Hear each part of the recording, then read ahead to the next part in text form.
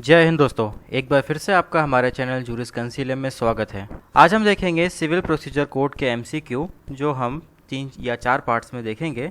आज हम पहले पार्ट से शुरू करते हैं, तो आइए शुरू करते हैं। पहला क्वेश्चन है, order defines in which section of civil procedure code. आदेश सिविल प्रक्रिया संहिता की किस धारा में परिभाषित है? इसका आंसर है सेक्शन 2 का सब सेक्शन 14। ये सेक्शन कहती है कि सिविल न्यायालय के किसी भी निश्चय की प्रारूपिक अभिव्यक्ति जो डिक्री नहीं है, आदेश कहलाएगी।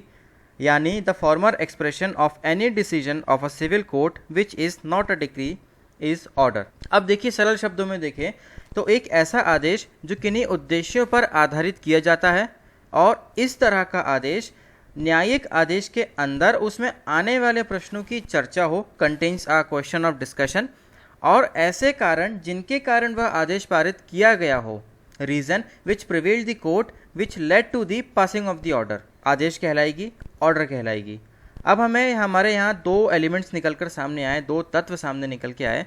पहला एलिमेंट हुआ कि it contains a question of discussion.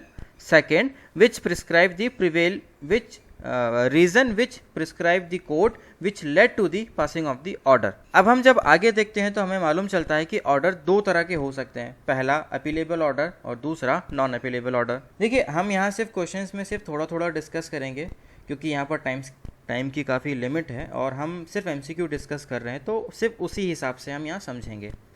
आप चाहें तो प्लेलिस्ट में जाकर हमारे आगे लेक्चर देख सकते हैं, वहाँ आप अच्छे से इस ऑर्डर के टॉपिक को समझ सकते हैं, क्योंकि ऑर्डर अपने आप में एक बहुत बड़ा वास्ट टॉपिक है और इसको समझना बहुत टफ है, और बहुत आसानी से आप हमारे प्लेलिस्ट में वीडियो में जाकर आप इसे समझ सकते हैं। हमारा अगला क्वेश्चन है question number 2, by provisions of CPC, by which provisions of CPC district court subordinates to.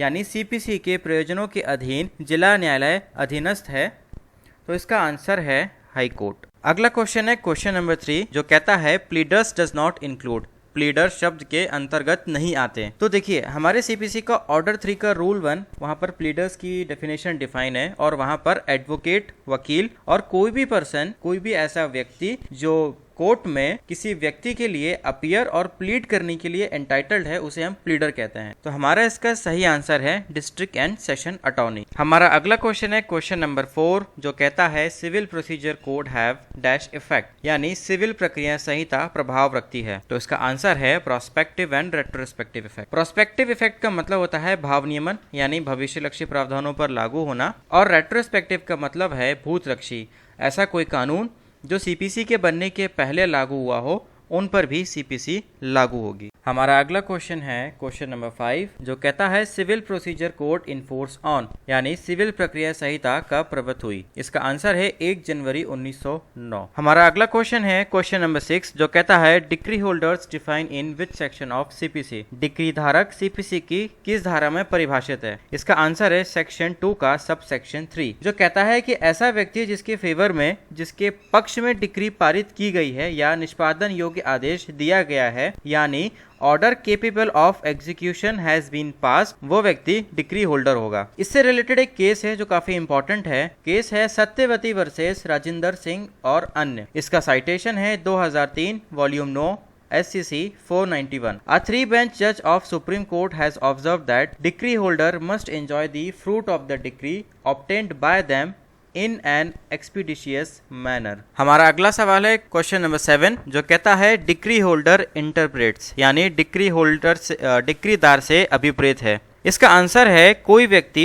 जिसके भी पक्ष में डिक्री पारित की गई हो, और ऐसा कोई भी व्यक्ति जो पारित की हुई डिक्री का निष्पादन कर सके, यानी any person in whose favour a decree has been passed, और सेकंड ऑप्शन है an order capable of execution has been made. तो इसका आंसर है बोथ ए एंड बी। हमारा अगला क्वेश्चन है क्वेश्चन नंबर 8, जो कहता है कि लीगल रिप्रेजेंटेटिव डिफाइंस, यानी विधिक प्रतिनिधि से अभिप्रेत है। इसका पहला ऑप्शन है मृतक के मित्र, friend of deceased. Second option है मृतक के नजदीकी, नेटिव ऑफ द डिसीज। तीसरा ऑप्शन है वह व्यक्ति जो मृतक की संपदा का विधिक प्रतिनिधित्व करता है, a person who in law represent the state of a deceased person. Option 4 है व्यक्ति जिसे मृतक से ऋण लिया हो, अ पर्सन आस्क्स फॉर डेप्थ फ्रॉम द डिसीज। इसका सही आंसर है C, a person who in law represent the state of a deceased person, यानी वह व्यक्ति जो मृतक की संपदा का विधिक प्रतिनिधित्व करता है। हमारा अगला क्वेश्चन है क्वेश्चन नंबर 9, जो कहता है कि mesne profit defines in which section of CPC, अंतःकालीन लाभ किस धारा में परिभाषित है।